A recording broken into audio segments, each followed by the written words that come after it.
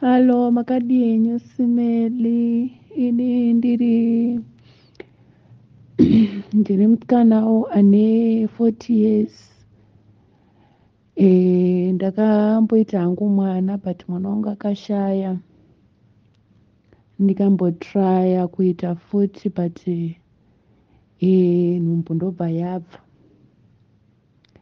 Saka ndiri kutsvakawo murume ari siriyasi anoda zvokuroora, ari siriyasi anoda zvokuti tivake musha, ari siriyasi please, ari siriyasi. Inini ndinoenda kuchechi, handinwe doro.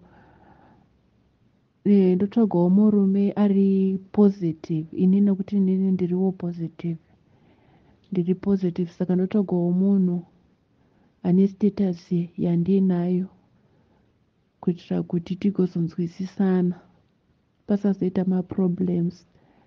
Ndotsvagawo murume ane makore kutangira pa45 zvichienda mberi. Ndinotsvagawo munhu ari serious please.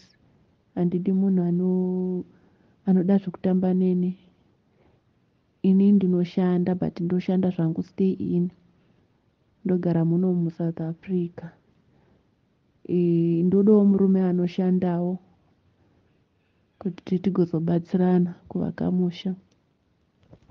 Maita basa simeli.